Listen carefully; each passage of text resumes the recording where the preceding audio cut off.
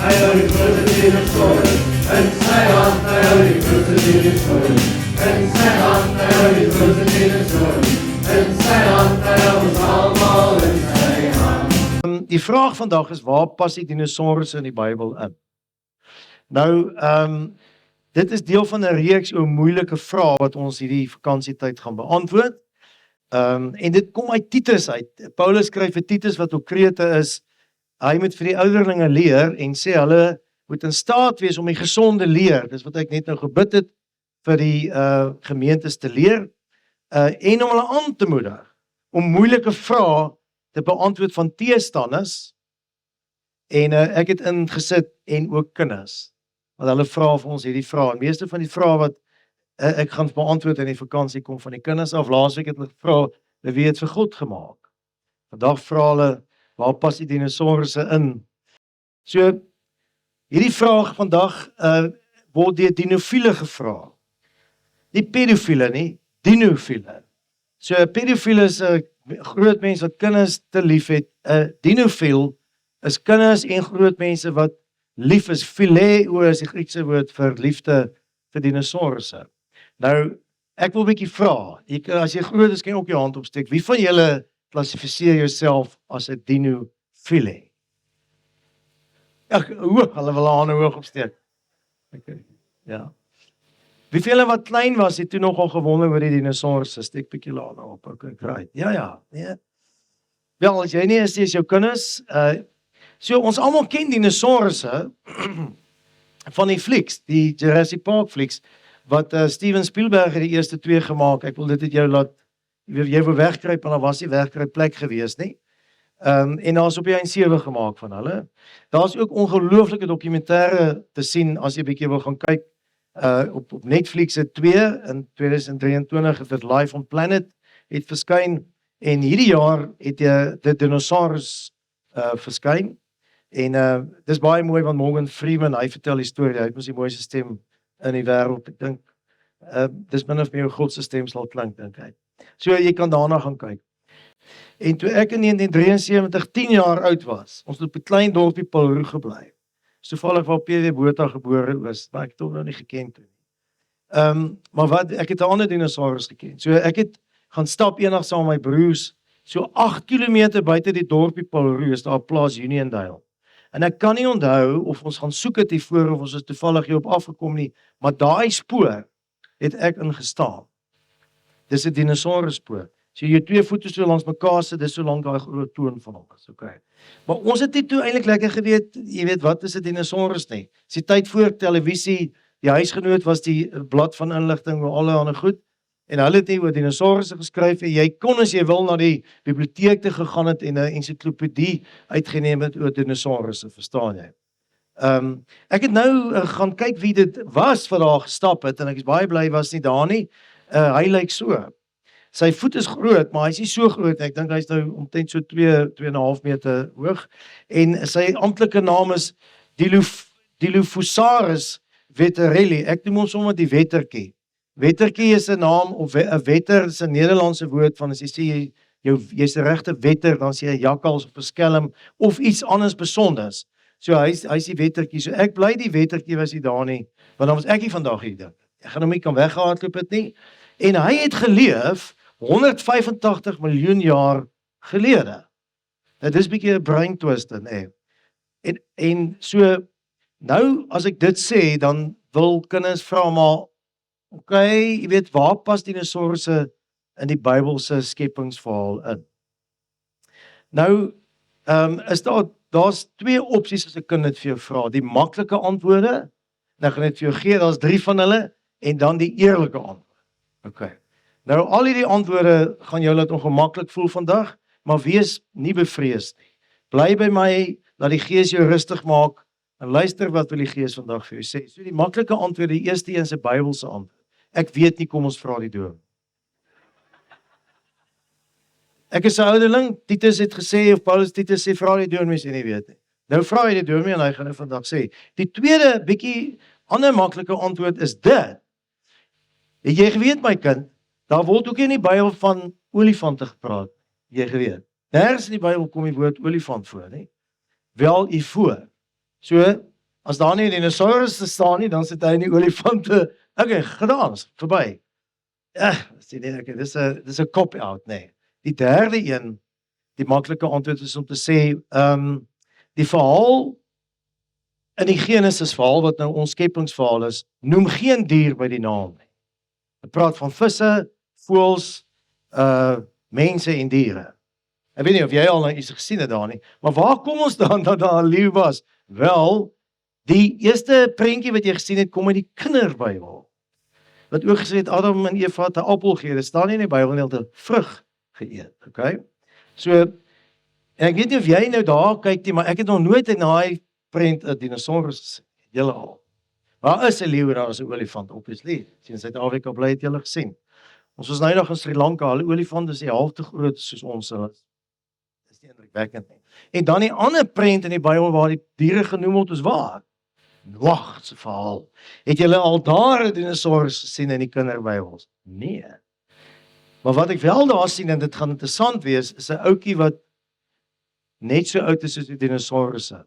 En dit is die krokodil. Hy's wel daar. En hy's nou nog hier. Wie veel het al 'n krokodil gesien?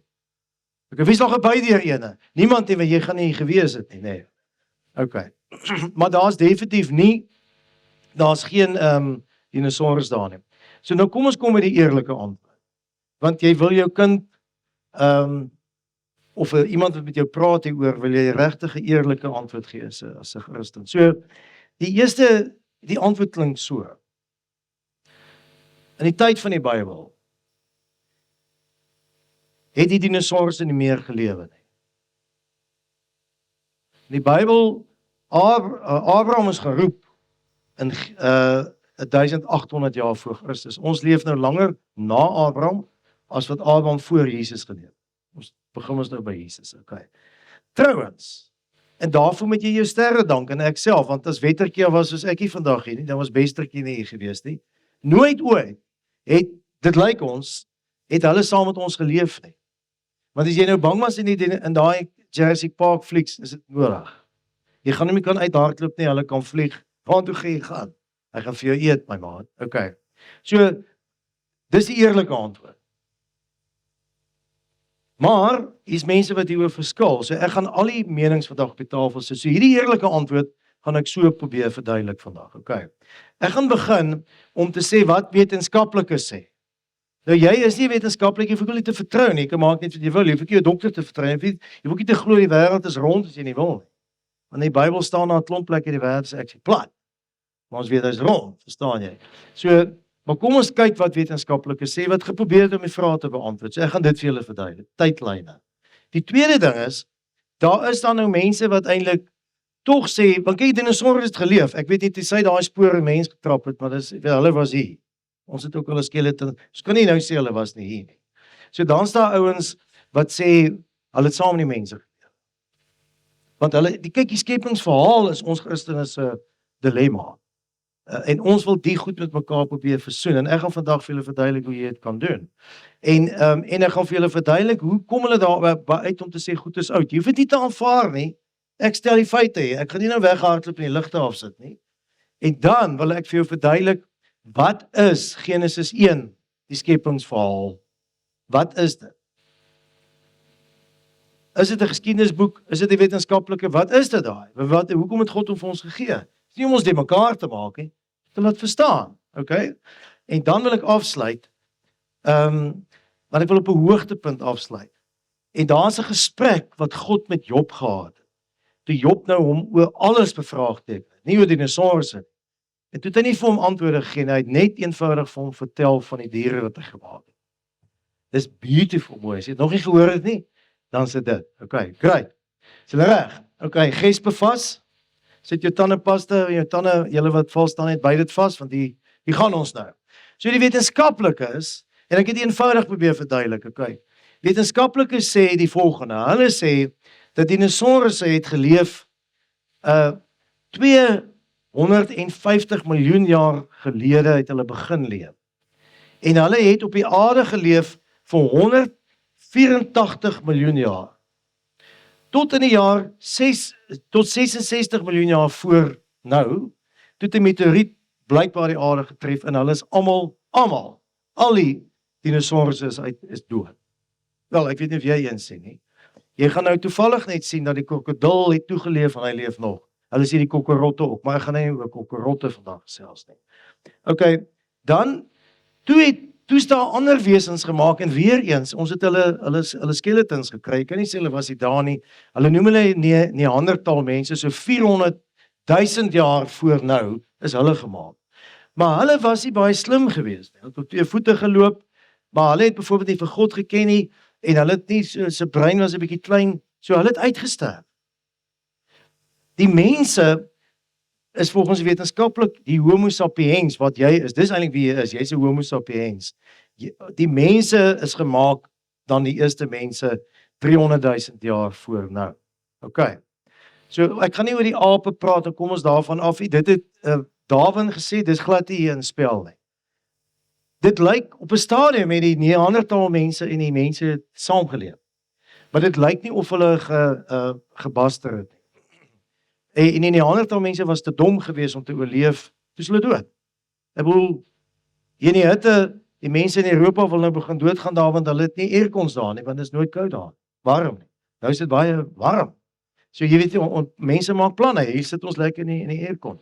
So die Neandertal mense, daar is nie meer van hulle. Hulle is soos die dinosourusse, hulle is gone, maar ons is nog hier, en so ook die krokodil.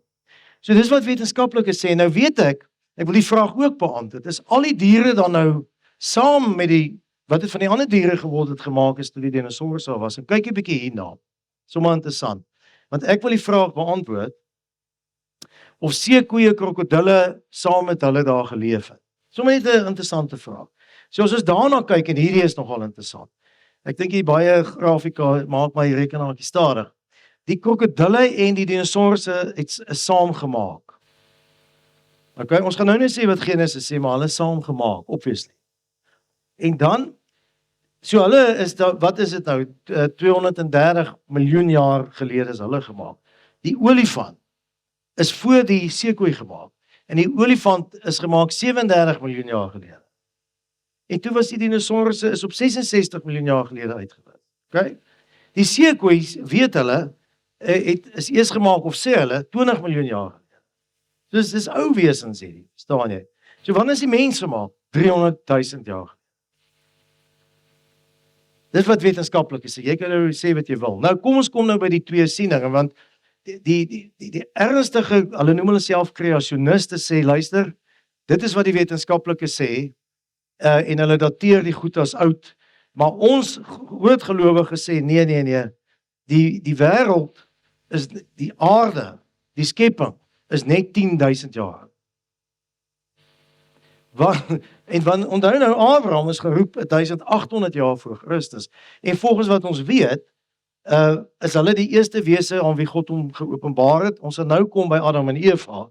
Hulle is gemaak, maar hulle het nie 'n groot kennis van God gehad. Die geskiedenis met tyd van die Jode begin by 1800 jaar voor Christus. Dis wat opgeteken is. En goed is eers opgeteken 1000 jaar voor Christus. Okay. So ons moet, dit is die verhaal wat God met die Jode gehad het. Miskien is daar ander verhale, dis nie opgeteken. So nou sê hulle, die eerste een van die wetenskaplikes, soos ek net nou verduidelik het, dit begin miljoene jare terug, en die aarde is nog ouer as dit, ek sal net nou vir julle verduidelik. Hulle sê, hierdie ouens, hulle sê die dinosourusse is saam met die mense gemaak, en dis 10.000 jaar gelede, min of meer. So hulle was daar, want hulle was nie, wat maak jy nie meer goed wat nie was nie? Maar hulle toe uitgesterf, geen 'n goeie rede daarvoor nie, en die mense het bly lewe, en toe was daar so 2000 jaar voor nou, was daar 'n vloed gewees, Noag se vloed. En toe is die mense versprei, en toe gaan bly hulle oor die hele aarde,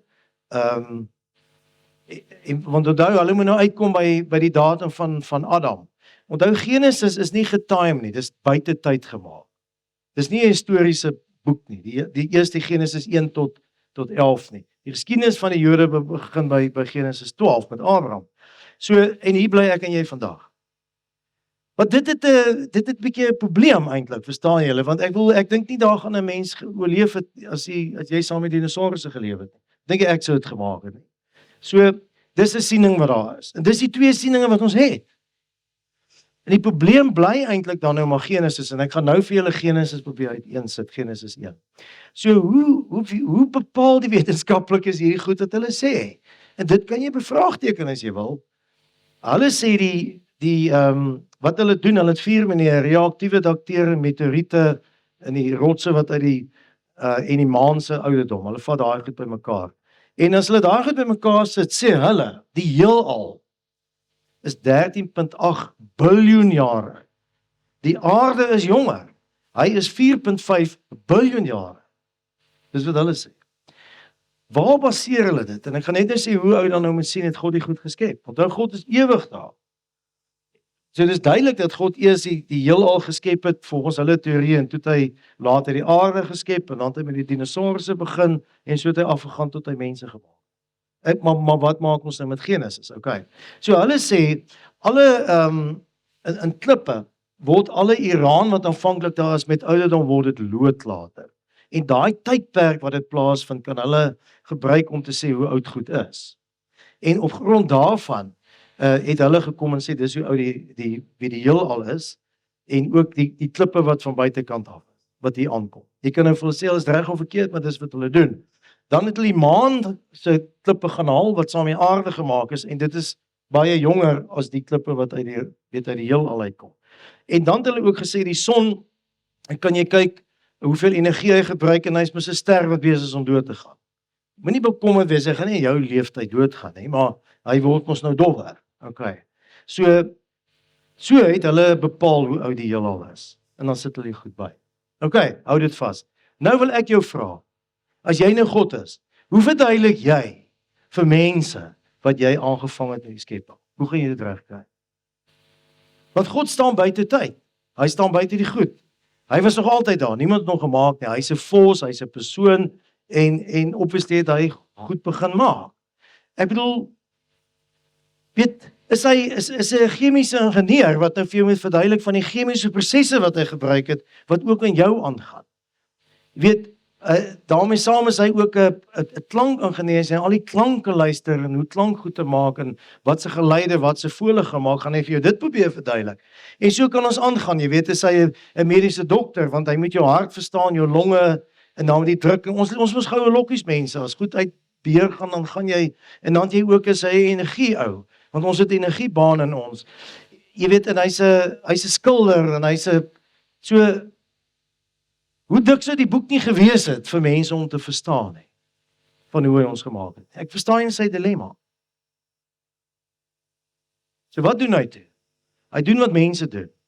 As ek vir jou sê, vertel my van jouself, dan begin mense nie om te sê, okay, weet jy wat, ek is 'n baie interessante ou, wat baie goed kan doen. Nee, ek is gebore op 'n klein dorpie in Natal wat Kokstad is. En toe het ons hiernatoe getrek, en jy weet, ons vertel stories. Ek wil toe jy met jou meisie begin uitgaan het sy vra vir jou, vertel my van jouself, het jy met jou storie begin. Verstaan jy, dis ons is, want stories onthou, jy wil hê sy moet onthou wie jy is. En kyk waar jy kan uitkom, en dis wat God doen. Hy kies 'n verhaal om te vertel wat het hier gebeur. Want niks anders sou ons verstaan het. Ek kan nie dink wat ons anders verstaan nie. So, toe kies hy 'n verhaal, dis 'n eenvoudige verhaal, dis 'n briljante verhaal, dis 'n betekenisryke Hebreëse kunswerk wat hy geskep het. En weet julle, hulle sê, kom ek sê ook, dit is net 35 verse is die skepingsverhaal, waarvan 31 is in die Genesis 1, en dan staan 4 in Genesis 2, en dan kom maar nog 'n skepingsverhaal, waar hy verduidelik van Adam en Eva, daar's 2 skepingsverhaal, maar dis die eerste een wat mense nou weet het. So, dis net 35 verse, en die mense sê, hierdie is in die Bybel, een van die pragtigste, bes gekonstrueerde, Hebreëse geskrifte wat jy kan kry. Dis hierdie Genesis 1. Dan kom ek verduidelik vir julle hoekom. Dit het 'n struktuur van 'n parallelle struktuur. Ek gaan nou vir julle verduidelik, dat hy eers die 3 dae skep hy die ruimtes, en dan in die volgende 3 dae vul hy die ruimte. En op die 7de dag rus hy. En dan het hy hierdie 7 simboliek wat hy ingewerk. Want in 'n Jood, as hy die woord 7 hoor, wat hoor hy? Nie volmaaktheid nie. God is betrokke daar. Julle het ons Openbaring gesien. julle wat by die tente was. Soos hulle hoor, hierdie lied sê, die wêreld geskep in 7 dae, wat hoor hulle? God het hierdie plek geskep, dis wat hulle hoor. Maar kyk 'n bietjie hierna, ek weet nie of julle ooit dit al so gesien het nie. So in die vorming, dis die een parallel, het God op die eerste dag het hy lig geskep, tweede dag hemel en aarde, derde dag die land en die plante. Wat doen hy die vierde dag? Hy vul die lig met die son, die maan en die sterre. Die vyfde dag vul hy die see en die lug met wat? Visse en voëls. Ek weet dit is behalwe mense is dit hulle wat vlieg. Hulle het nog nie kyk, ek weet nie of julle weet nie, maar Emirates het eers onlangs gekom. Hulle was nie vir altyd daar nie. Die ouens wat dink hulle is nog altyd daar, is glad nie so nie. En dan die 6de dag het hy toe op die aarde diere en mense het hy geskep. Okay. So dis die parallelle struktuur. En waar loop dit uit? Op die 7de dag. En hoekom is die 7de dag so belangrik? Want dis die dag wat God gemaak het en sê, as jy na alles kyk, dan gaan jou bek oop hang. En vir 'n hele dag het jy tyd om te dink met wie jy hier saam leef. En dis die ewige God wat nie gemaak is nie, altyd daar was en kyk hoe mooi het hy dit goed gemaak. En dis 'n dag wat jy kan rus van die goeie werk om dit in stand te hou. En dis 'n dag wat jy hom kan aanbid. En dis die 7 dae. So hierdie getalle patroon is baie interessant, want ons sien 7 dae, God is betrokke. En dan vir 7 keer sê hy, dit was goed. Hy het dit nie net gemaak nie, hy het dit goed gemaak. 100% gekry. En dan op die 7de dag lê die klem. Daai dag het hy vir ons gemaak, almal, om te rus en dat ons met hom in 'n verhouding kan kom om wat fout gegaan het te herstel. So dis hoekom die Jode op die 6de dag, op die 7de dag, die Saterdag rus hulle. Nadat Jesus opgestaan het ons gesê, ons vier nou die opstanding, want hy het nou alles kom regmaak. Maar ons gaan ook die rusdag daar saam vier, sodat ons in ons stilte as ons rus, hier kan wees en nie hoef te werk. So, as jy hierdie goed bymekaar sit, is die vraag, maar wat maak ons met die miljoene jare in die Bybel? Luister 'n bietjie wat het Petrus gesê, 2 Petrus 3 vers 8, vir die Here is een dag soos 1000 jaar en 1000 jaar soos een dag. Tyd is ons konsep, dis nie sy konsep.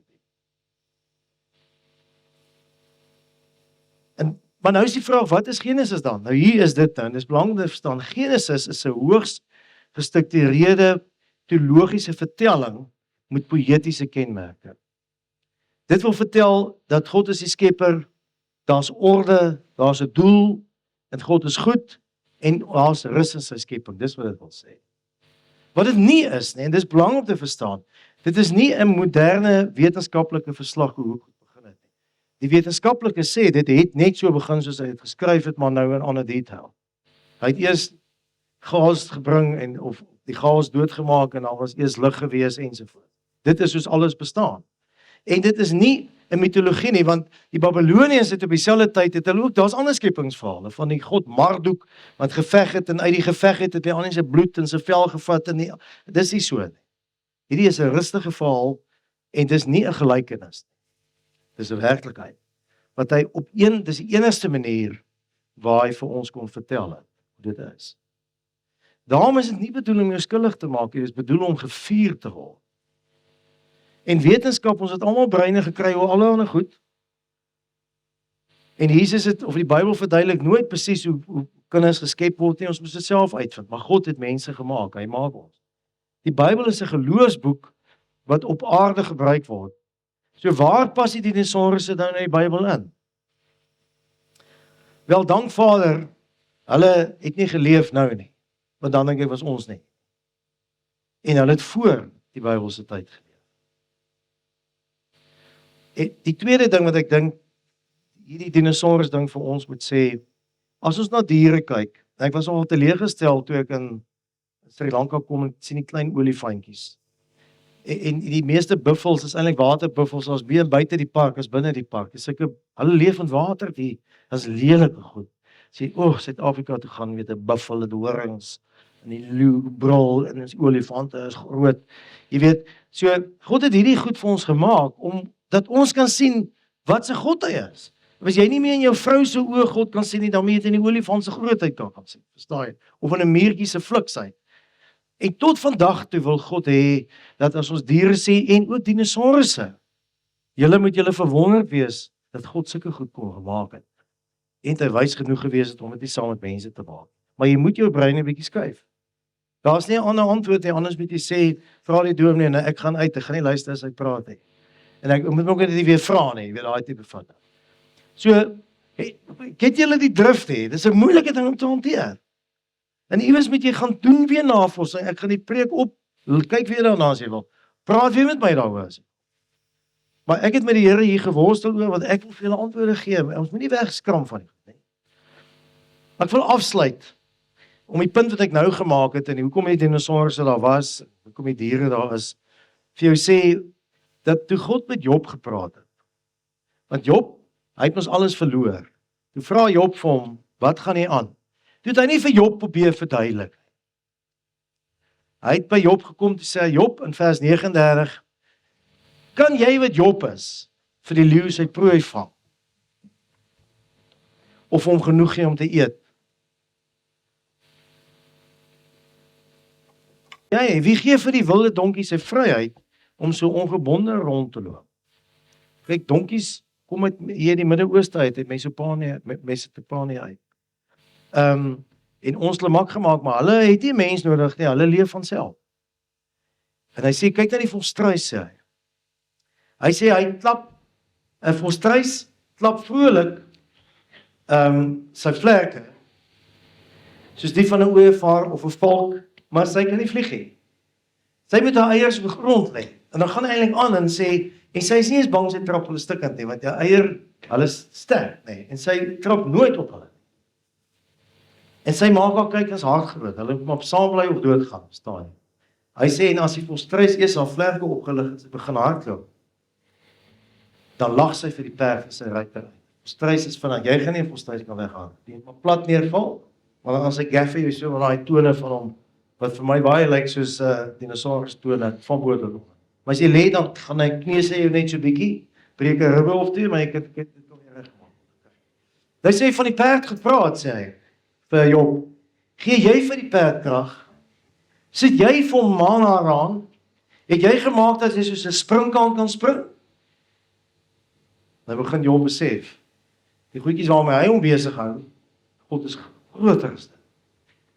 Nou kom hy by hierdie vet seekoei. Ek wil net vir julle sê, watter dier in die wêreld in Afrika maak die meeste mense tans? Nie leeu's nie, seekoeie. Hy het 'n tand wat so lank is. So, hy sê kyk na die seekoei. Hy sê ek het hom gemaak toe ek jou gemaak het. Hy vreet gras soos 'n bees, maar kyk na sy krag, sê hy. Sy spiere en sy lyf is sterk. Sy bene is soos bronsysters. Klink soos hooglied. Sy boutspiere is aan mekaar gevleg, sê hy. Hy sê, kan jy 'n krokodil met 'n hoek vang? Of 'n tou in sy bek sit? Kan jy 'n lyn deur sy neus steek? Sal hy jou soebat om genade? As jy met hom mooi praat, hy kry jy daar alleen in die dam. Jy's nou nie Tarzan nie, jy's nou net jy wat daar is. Dan gaan hy aan, hy sê, as die enigste dier wat hy nog oor praat, hy sê, ek wil nog oor die krokodil praat. Hy sê, op sy rug, daar skubbe, in rye vas aan mekaar gesluit. Dis asof God, dan sy eie dier wat hy gemaak het, wat saam met dinosaurus gekom het, nog steeds as 'n verwondering is. Hy sê, en is so te mekaar gesit dat die wind nie daardeur kan waai nie. Is dit nie nogal van nie? Hy sê, en 'n swaard kan ook nie daardeur. Dis wat ek gemaak het. Hy sê, sy vleis, hy is so saamgepak dat dit lyk of wat aan hom gegiet is. Hy sê, sterk is vlug as die water. Kyk aan Dias, as jy daar by die poeltjie staan en daar so 'n krokodil en begin roer, dan gaan jy voete raas, weet jy? Ag die olifante en die leeu's moet pad gee, want dit is sy plek daar. Verstaan julle? En wat sê Job? Hy sê ek het nie meer woorde nie. Hy sê U is die Here God. En dis eintlik waaroor vandag gaan. Ek wil jy moet van hier af dan terugkyk eintlik na waar pas hulle in en wat hy vir ons gegee. Hy wil nie ons dit met ons geloof uitmekaar skeer nie. Hy wil hê dit met ons help. So waar pas die dinosourusse in die Bybel in? Dit is nie die vraag eintlik nie. Die vraag is eintlik, hoe help hulle ons? Die dinosourusse, die Rex en die Wettertjie. En hulle het ons nou verskillende name, nê. Hoe hulle ons help om die grootheid van God te sien. hy hou die grootste dinosourus in sy hand, hy hou die grootste dinosourus in sy hand, hy hou die grootste dinosourus in sy hand, hy